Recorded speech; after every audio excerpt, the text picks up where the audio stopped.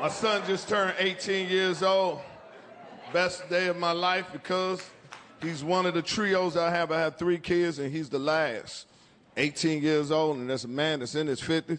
When you see your kids get 18 years old, that is your chance for you to live your life. I tell my kids all the time, once you turn 18, our relationship has changed. How is that, Daddy? I said, let me explain. I am no longer the provider. I am the advisor. So when you got a problem now, nigga, I say, this is what I would do if I was you. But you was raised right, nigga. Make good decisions. Close the door so me and your future stepmama can get busy. No, man, when your kids become an adult, it is your time to capture the things that you wanted to do, that you sacrificed by raising in them. I tell people all the time, kids are the most expensive thing you will ever purchase, to ever have in your life, because they, at the maximum, they're dream killers. At the minimum, nigga, they're dream delayers. Because you done put what you wanted to do to facilitate their growth. And when they get 18, it's your time for you to do the things you need to do because you're in the 4th quarter of your life. But some of y'all don't. Y'all still be in your kids' lives when they're 18 as if they was an adolescent. And I don't blame most of y'all because y'all let these kids around here manipulate you. Because them kids sit down and throw that guilt on you. They've been in your life and seen some of the times when you was at your lowest point. And they throw that shit in your face. They also know that there's things that you wanted to do for them that you couldn't do for them, and you feel guilty about that, and they play that shit on you. And I'm telling you right now, from the bottom of my heart, fuck these kids. Don't you let these motherfuckers fuck with you. I tell you right now, if you did everything to the best of your ability to provide for your kids, you are a great-ass parent. Don't you let these little motherfuckers make you feel bad. Telling you right goddamn now.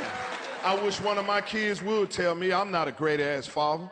I only got one question for them, period. If I'm not a great father, nigga, who are you comparing me to?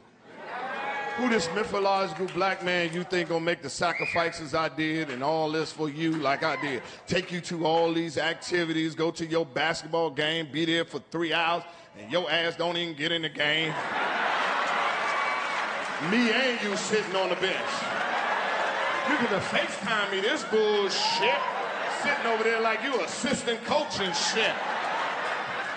Since we comparing, you ain't a good ass child. Almost lost my job fucking with your ass.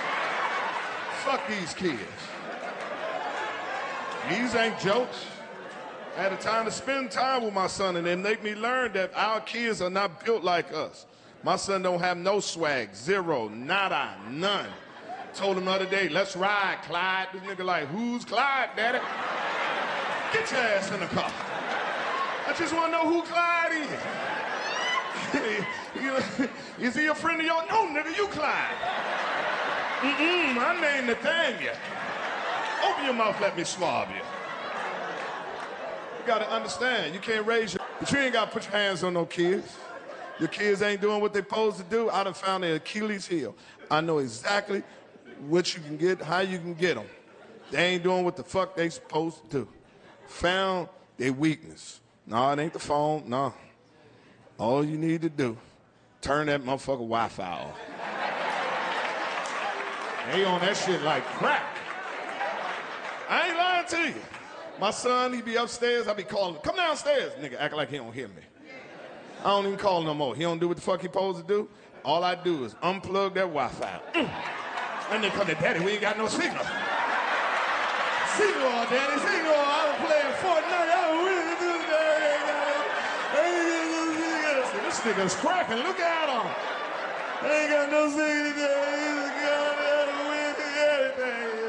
You look at me, daddy, you got signal. I said, I got signal. I ain't get signal. Take that trash out, nigga. Take that trash out, nigga. I see 5G in your future. I'm Earthquake. I love y'all all day long. This is how we do. That would be fucked up, though, if you made it to heaven, but you fucked around, got to the gate late. You know, you look on the board, like, ooh, my name up there. Oh, shit, I made it. You see some of your boy, like, damn, you ain't get in. Damn, man, I heard it's gonna be hot where you going. Told you go to Bible study. You taking your time, nigga, I got in. And you get to the gate and you see him locking. You're like, hold up, nigga, I'm here. I ain't moving my foot. I'm supposed to be in there. You just can't lock a nigga out of here. What kind of bullshit is that? They ain't say what time you had to be at the gate. This some bullshit. You be peeping in there. Ooh, it look nice in there. Ooh, heaven, everything they said about. Nigga, I'm getting in. You be like, come on, man, this is bullshit. I'm on Jesus' list. You're like, ooh, it real nice in there. Did my mama make it? Did she make it into heaven? She did. Can you tell I'm out here? And tell her that angel right there won't let me in. This is some bullshit. You know, if your mother came and seen you was late getting to the gate, she'll cuss your ass off. Fuck wrong with you? Got me using this kind of late. You late, get your ass over there. Late getting there, I'm sorry, man. I was so tired. That was that angel, he hating it and everything. Get your ass over there while I go find Jesus. See, can I get you in? Stand over there with the rest of them heathens. I'm so tired. You go back over there and stand on the side with everybody else that couldn't get in. Yeah, I think I'm getting in. My mom been knowing Jesus her whole life. I know she got a +1. Your mama ain't get in. She didn't. Not all. Man, I'm sorry to hear that. I'm about to get in there. I'm gonna get in. When I get in there, you want me to tell somebody you out here? You don't know nobody that made it. All the people you don't know nobody you think made it. Nobody. That's fucked up. Well, here comes Jesus with my mama. I'll see you later, Joel Osteen.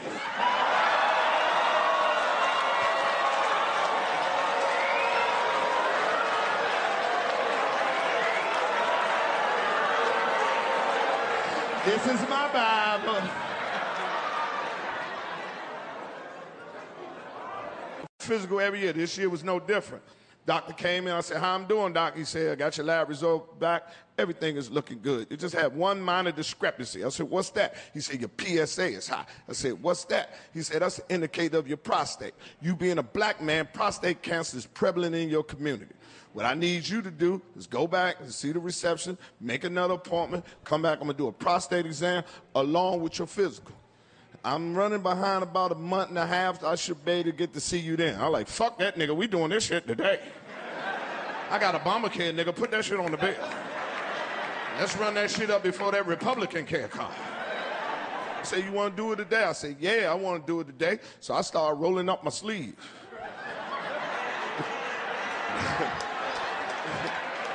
Yeah, he laughed just like that. He said, nah, we don't do no prostate exam like that. I said, how you do it? He said, we do that with a rectum exam. I said, well, I don't think I got that on my Obamacare. I said, I don't think Barack could do that shit to me. He said, just go in the other room. It's a gown behind the door. Take your clothes off, put the gown on, and come on back out. We can do the procedure. I'm going to tell y'all right now, my people from D.C., I have been rich my whole life. And I'm not talking about monetarily. I'm talking about rich of the blessing of my God. Been on this earth 58 years. I have never spent a night in a hospital. I have never had no surgery. I ain't never had no broken bones other than this wrist right here riding that raglass bike my daddy gave me. So I don't know shit about no hospital. So when he told me go take my clothes off and put the gown on, I did it. And I put the motherfucker on. But it was too small. It wouldn't close. So I stuck my head behind the door and said, hey, doc, I need a bigger gown. This motherfucker ain't going over my stomach. He said, no, you got it on wrong. Turn it around. I said, I'll be damned. I know I'm wearing this gown right. Because if it's between my dick and my ass being out, my dick already understands. The ass is always covered. And every part of my body know that rule. If I only got one sock, fuck my foot. That motherfucker going down the crack of my ass. And if we doing a rectum exam, I know I'm wearing this gown right. Because you're going to have to lift this bitch and let me know this about to go down. I ain't just going to leave it open for you to come in there when you feel like it. I don't know what kind of... I I don't know what kind of patience you be having with their head down, ass up, but I ain't that kind of patience. I need a head start, a warning. 10, 9, 8. Oh, shit. My ass is getting a little chilly. It must be time for him to do it. So I knew I had the gown on right. So I just walked out there holding my dick. I said, I'm ready. He said, I told you got the gown on wrong. Turn it around. I said, I'll be down. He said, fuck it, just bend down and look over there. I said, I don't like how you said that. You need to take that bass out your voice. You're a little too angry to be fucking with my ass right now. I think we need to reschedule this appointment. And if you're gonna keep arguing like this with me, I need to put my drawers on. I don't like to argue with no nigga I ain't got no drawers on. You got your drawers on. Why can't I put my drawers on? So I went on and bent back over. Come on, let's get this bullshit over with. This nigga gonna say, stay still. I said, shit. You better hit this motherfucker while it's moving. I told you I'm scared. My leg is shaking because I'm afraid. So I looked over my shoulder. This motherfucker put gel on 3 fingers. I jumped the fuck up. He's like, what's wrong? I said, let me see what finger you gonna use. Oh, you ain't using that finger with that fucked up knuckle. I wish you would try to put that big ass knuckle in my ass, that football knuckle you got. I ought to whoop your ass for trying to put that motherfucker on. Your pinky you got should be able to find what you're looking for. I ought to whoop your ass, Doc. I'm gonna ask you one more time. Are you sure this is the only way you can check my prostate? Because if I go home and I Google and I find this another test, I'm gonna come back here and whoop your motherfucking ass in front of all this equipment. So I went on and bent back over. Come on, let's get this bullshit over with. He lifted up my gown. I say, oh shit, it's about to go down. And he lifted it up and he broke me off. I'm like, ooh, goddamn. He said, don't worry, it ain't gonna take long. I said, you ain't got long. Hurry up and find what you're looking for. He kept moving his finger in and out my ass. I said, fuck it, take your finger out my ass. If I got prostate cancer, leave it in there. I'm just gonna have to take it up with the Lord. But you ain't just gonna rotate your finger in and out of my ass like this no more, sir. Take your finger out of my ass immediately, sir. Stop right now. No means no, sir.